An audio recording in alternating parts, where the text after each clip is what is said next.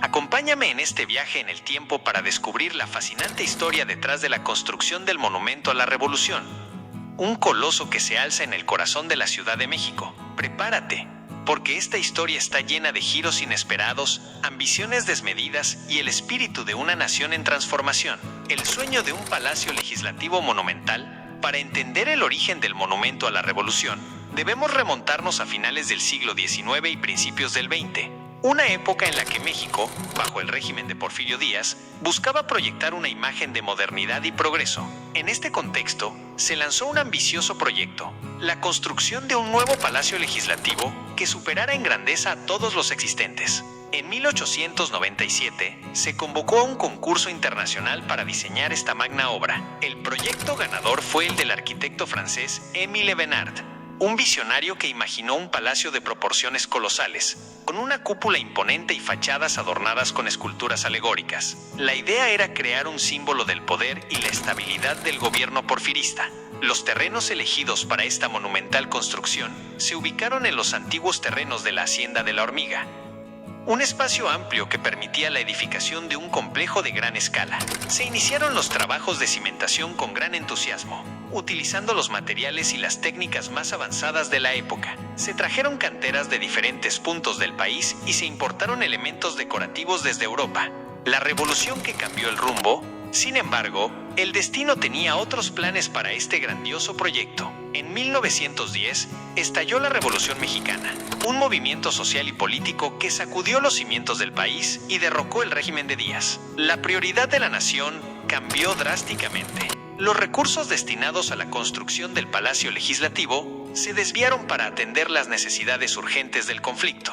Las obras se detuvieron abruptamente. La estructura a medio construir, que ya mostraba la magnitud del proyecto original, quedó abandonada en medio del caos y la incertidumbre. Durante años, los esqueletos de hierro y concreto se alzaron como un mudo testimonio de un sueño inconcluso, un nuevo propósito para un monumento inacabado. Con el paso del tiempo y la relativa estabilización del país, surgió la idea de dar un nuevo significado a aquella estructura inconclusa. En la década de 1930, el arquitecto mexicano Carlos Obregón Santacilia propuso transformar lo que iba a ser un palacio en un monumento que conmemorara la Revolución Mexicana, un evento que había marcado profundamente la historia del país. La propuesta de Obregón Santacilia fue audaz y creativa. Respetando la estructura original, diseñó un monumento con un estilo art deco sobrio y elegante, incorporando elementos que evocaban los ideales y los protagonistas de la revolución. Se conservó la gran cúpula, pero se le añadió un revestimiento de cobre y se coronó con una linterna. Los espacios interiores se transformaron en salas de exposiciones y un mausoleo para albergar los restos de figuras clave de la revolución.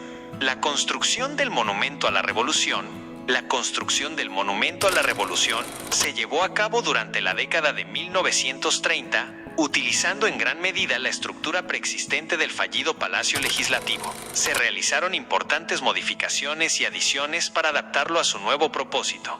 Se construyeron 4 arcos triunfales que sostienen la gran cúpula, cada uno dedicado a un aspecto fundamental de la revolución: la independencia, las leyes de reforma, las leyes obreras y las leyes agrarias. En el interior de estos arcos se crearon espacios para esculturas y murales que narran la historia del movimiento revolucionario. La cúpula se convirtió en un elemento central del monumento, ofreciendo vistas panorámicas de la ciudad. Se instaló un elevador que permitía a los visitantes ascender a la linterna, desde donde se podía apreciar la magnitud de la Ciudad de México. El mausoleo, ubicado en la base del monumento, se convirtió en el lugar de descanso de personajes como Francisco I. Madero, Venustiano Carranza, Plutarco Elías Calles, Lázaro Cárdenas y Francisco Villa, figuras centrales en la historia de la revolución, un símbolo de la historia y la identidad mexicana. Finalmente, en 1938, el Monumento a la Revolución fue inaugurado, convirtiéndose en un símbolo icónico de la Ciudad de México y un recordatorio constante de la lucha y los ideales que dieron forma al México moderno.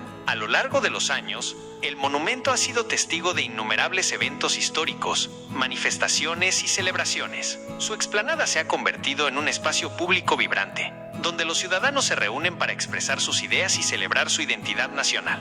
Hoy en día, el Monumento a la Revolución no solo es un importante atractivo turístico, sino también un espacio cultural que alberga exposiciones, conciertos y eventos diversos. Su historia, desde el sueño de un palacio hasta convertirse en un monumento conmemorativo, nos habla de la capacidad de una nación para transformar los obstáculos en oportunidades y para encontrar un nuevo significado en su pasado. Espero que este recorrido por la historia del Monumento a la Revolución haya sido de tu agrado.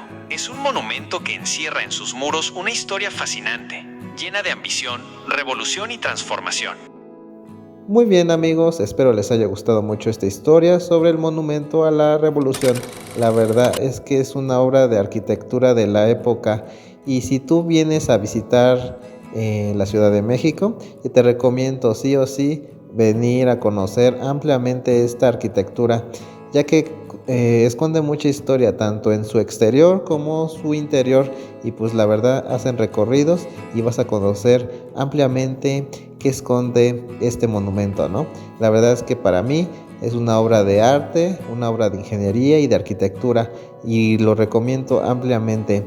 La verdad yo cuando voy a visitarlo pues me lleno de mucha alegría, me gusta conocer, a lo mejor me gusta mucho la historia y pues nada, espero les haya gustado mucho este video, denle like, suscríbanse y esperemos vernos para la próxima, chao.